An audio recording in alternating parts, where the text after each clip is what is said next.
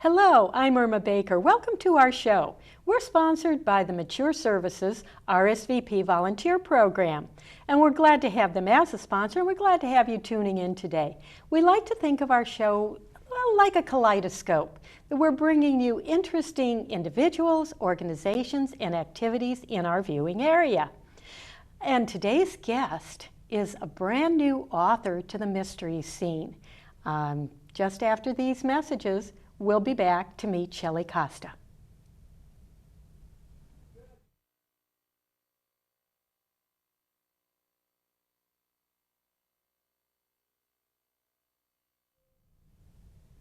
Welcome back. Our guest today is Shelley Cossa, and Shelley's first mystery novel came out just a few months ago, and it has the wonderful title of You Can Only Die Once. Shelley, it's wonderful to have you with us. It's wonderful to be here, Irma. Thanks for inviting me. Well, I have to say that title really caught me right away. You Can Only Die Once. Now, I know, because I've read the book, that this has to do with an Italian restaurant. Right. Now, tell me, just how did that happen?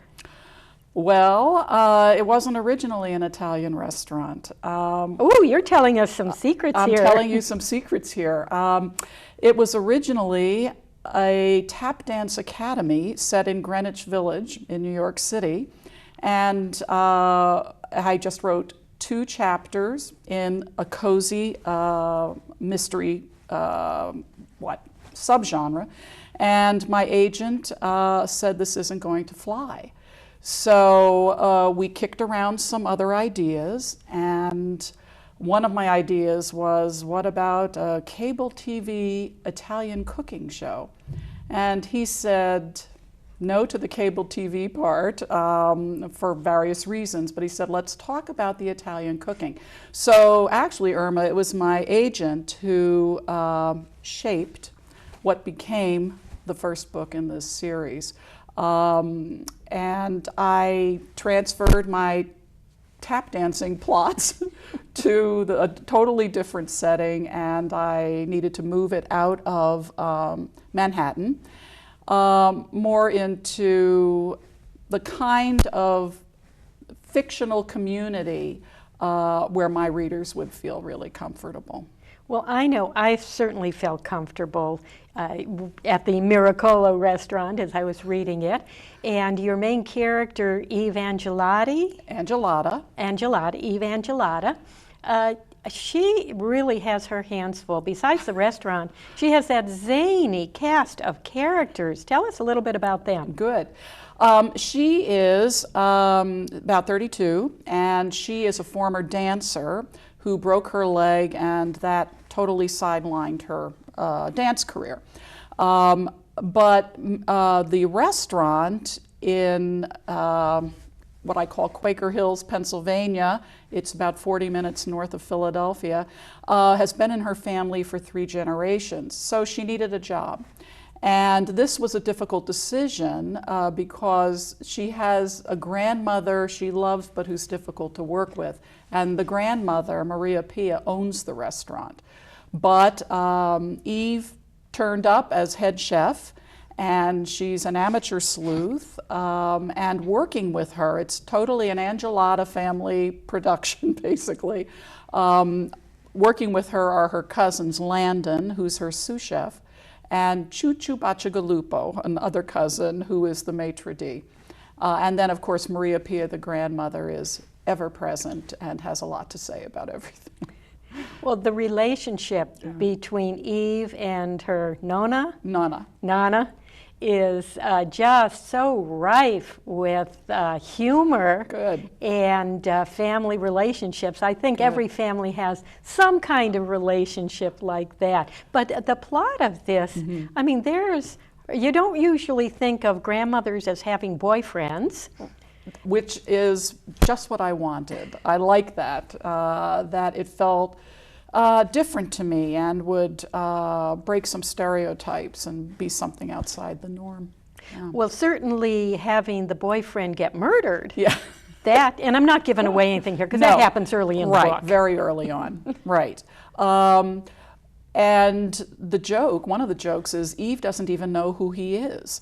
So the grandma has quite a little secret life going on that doesn't include some of her younger relatives at all.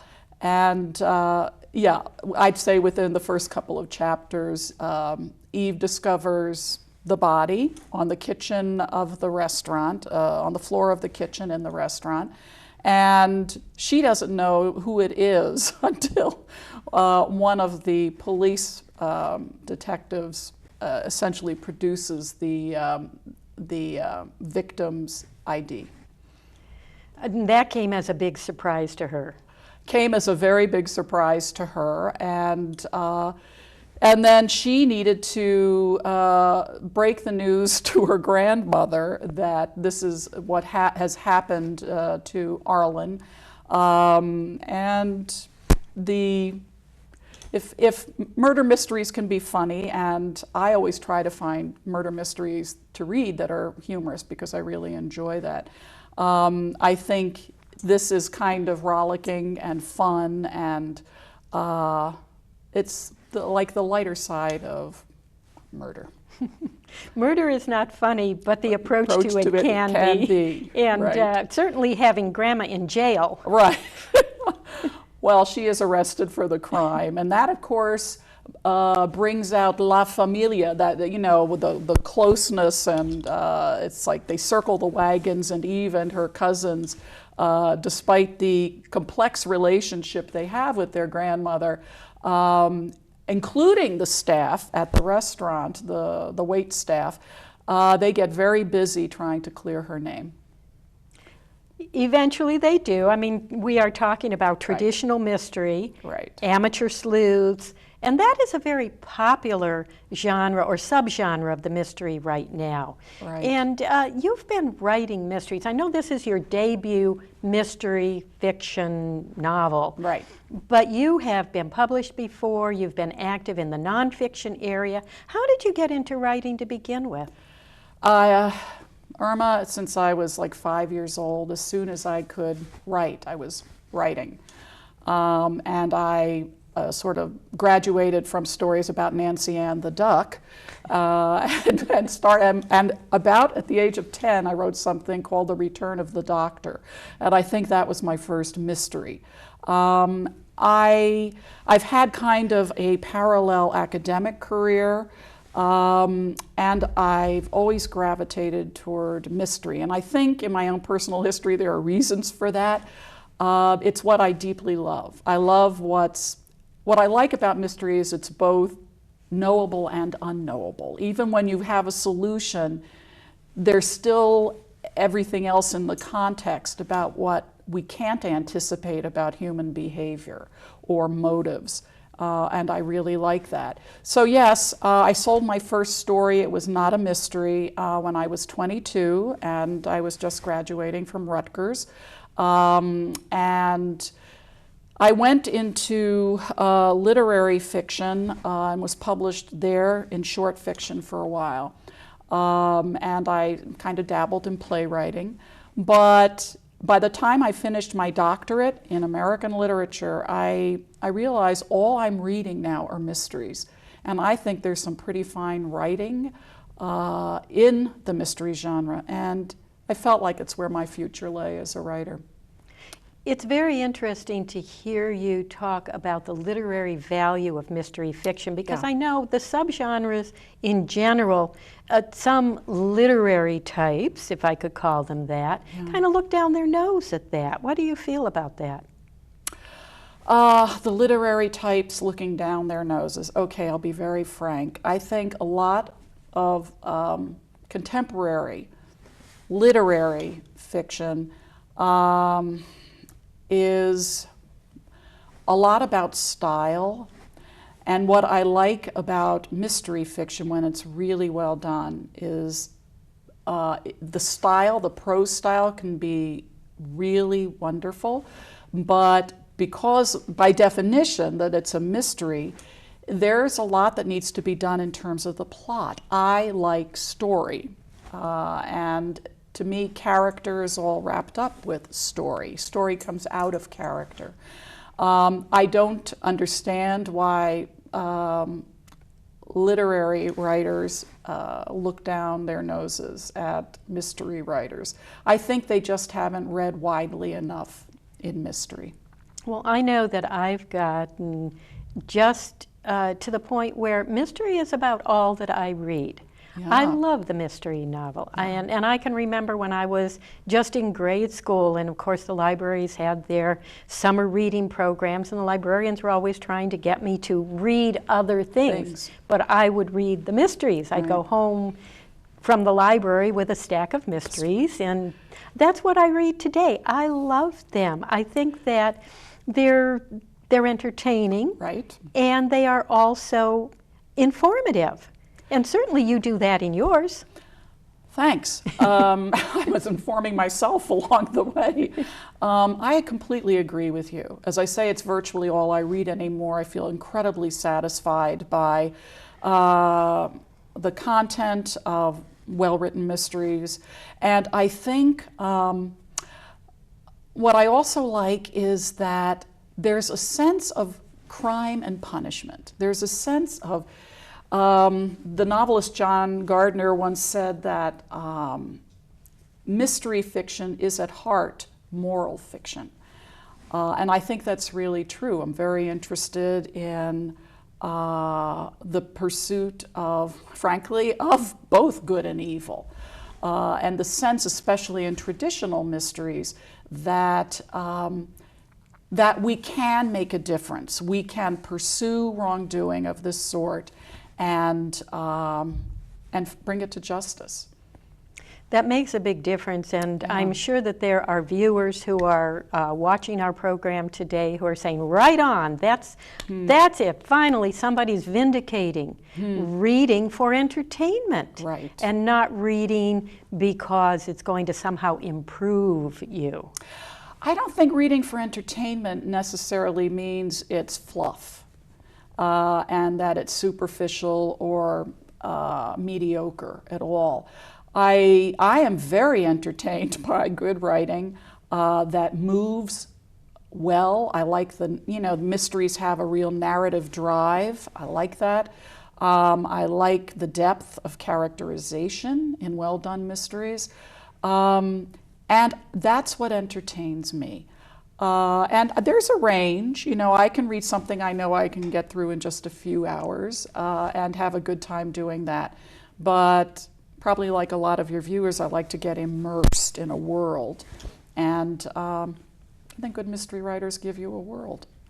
I think that is what makes the traditional mystery so popular and really holds our interest, because so many of the traditional mysteries are mystery series. Yes. And when you think back to Agatha Christie with the Hercule Poirot and the Miss Marple, we wanted more and more and more of those characters. Yes. But now you actually started, well, I can't say you started, but one of the books that you've published previous to this had to do with mystery, but it was not fiction. No. It was about Edgar Allan Poe. Tell us a little bit about that. Well, I'll tell you how I got that job. I'm an active member of Mystery Writers of America because I'd published mystery short fiction. And I'm on the listserv. So one day in maybe 2006, I was going through the emails, and an editor, who's also a member, posted, and she said, I've just gotten approval to acquire a book on Edgar Allan Poe. Anybody out there have the credentials?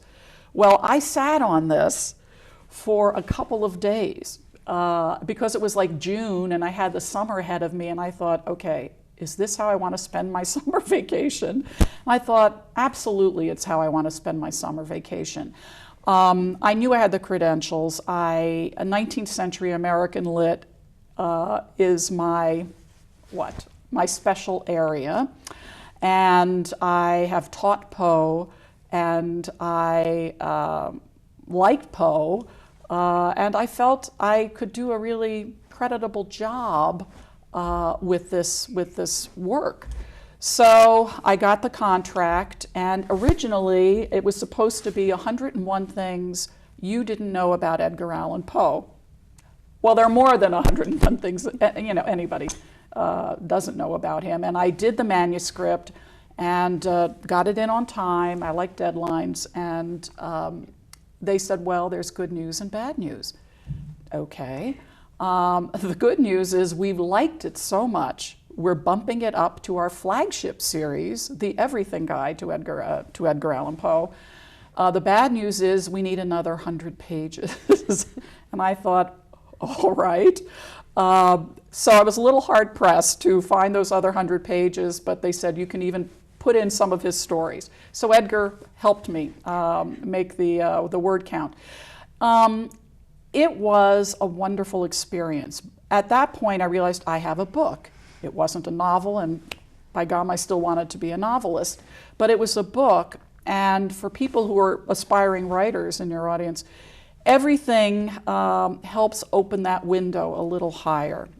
And I know I got a look from agents and editors because I've published mystery short fiction and because I had the Poe book.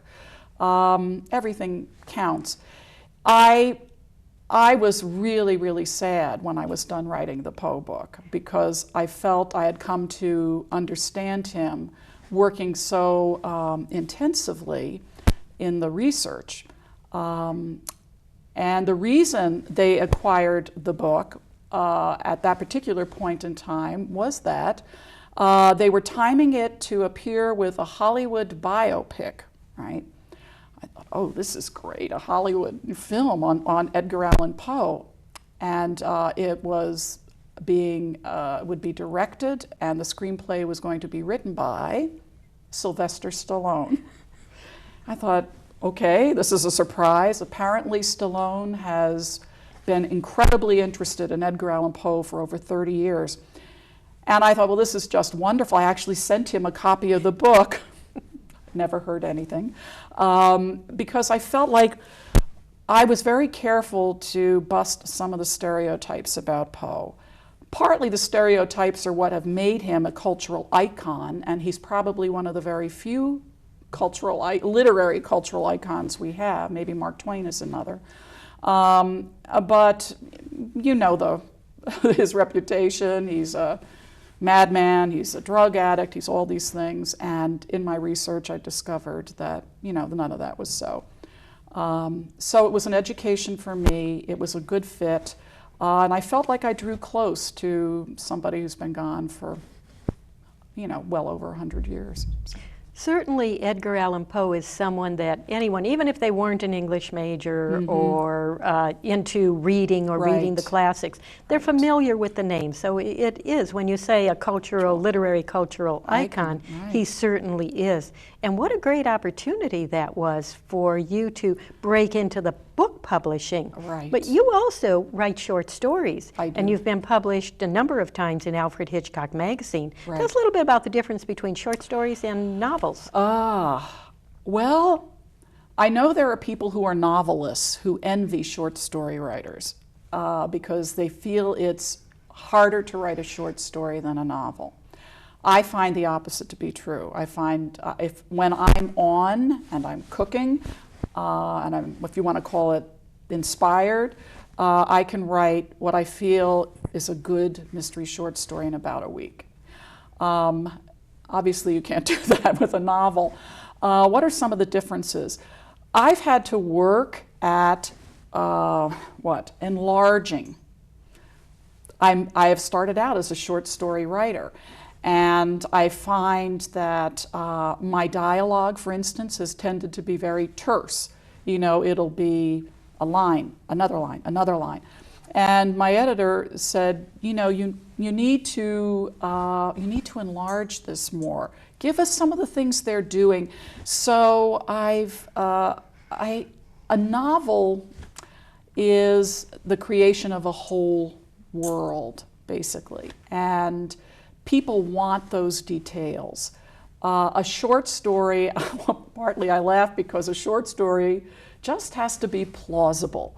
And the mystery doesn't have to go into terrible depth. It just, you're in, you're out, and it has to make sense on some level.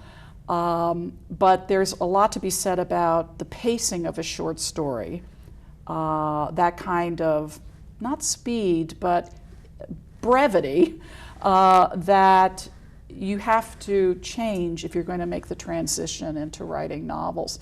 So as I say, I mean, I learned with something new with the Edgar Allan Poe book, and I'm continuing to learn in this transition from being a short story writer to being a novelist. I don't think I'll ever stop writing short stories because they fulfill, I go into some kind of dark areas with my short stories that satisfy my need to write about those things.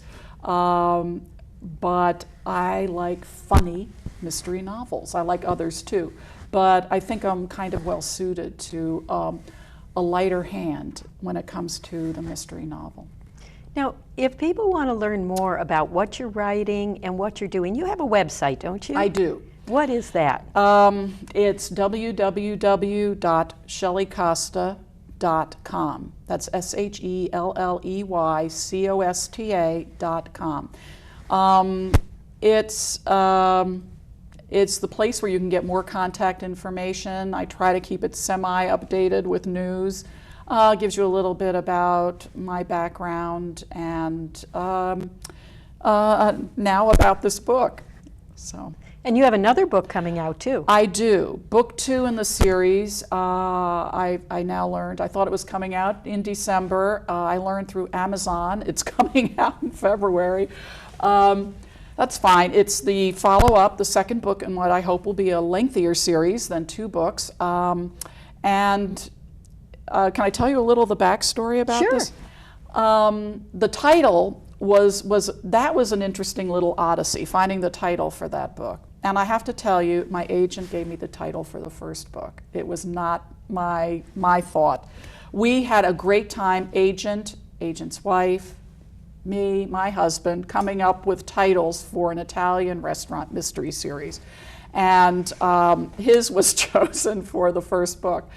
The second book was going to be called, and at the back of book 1, there is a teaser chapter from book 2 called, it was going to be called The City That Never Sleeps. Obviously, this is a play on The City That Never Sleeps. But the associate publisher at Simon & Schuster, who I think heads up the sales, was saying this is not playing well with the salespeople. And you either get the reference or you don't. And my husband said it still doesn't work even if you get the reference. So we knew we had to retitle it. And now book 2 is, this was my title, is going to be Basal Instinct. So that's the second book, the renaming of The City That Never Sleeps. And we had to work with the cover art that had already been created for book 2. Well, there are people out here, I'm thinking, oh, marvelous, you can just devote your life to writing, but you're also a teacher. I'm also a teacher. I have taught for 12 years at the Cleveland Institute of Art. This is the best gig ever, let me tell you, because I've taught during my graduate schooling. I've taught at CSU, I've taught at Case, and I've taught at John Carroll. And then I landed up at the Cleveland Institute of Art, where I teach creative writing. So, as I say, it's the best imaginable place for a writer.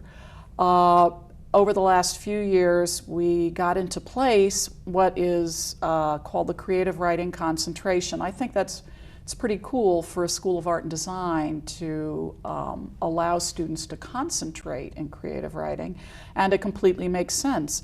You know, they're doing game design or animation or video, and they're in various majors where they need to know how to handle narrative. I've never met, in the 12 years I've been there, a bad student writer. They're wonderful people, and the work is fascinating. What they do is fascinating. It's been fascinating having you with us today. Thank you. It's certainly gone much quicker than I can imagine. Our time is up already. So thank you so much for being with us. Irma. And thank you for viewing. It's been great having you in our audience today. And please do remember our sponsor, Mature Services, the RSVP Volunteer Program, which offers all kinds of opportunities for mature adults. And please do tune in next time For RSVP TV, I'm Irma Baker.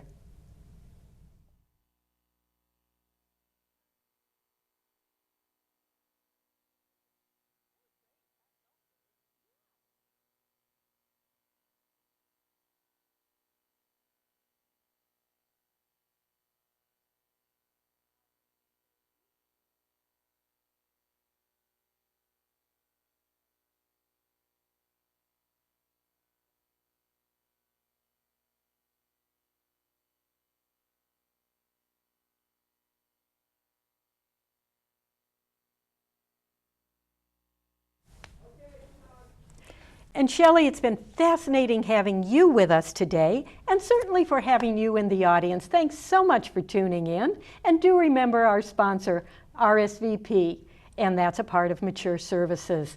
Certainly, give them a, we better do that because I lost my timing.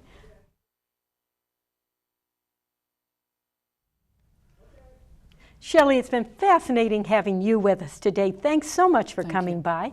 And thank you, too, for tuning into our show today. Remember our sponsor, Mature Services RSVP Volunteer Program. They offer all kinds of opportunities for older adults. Thanks so much for tuning in, and have a wonderful day. Thank you.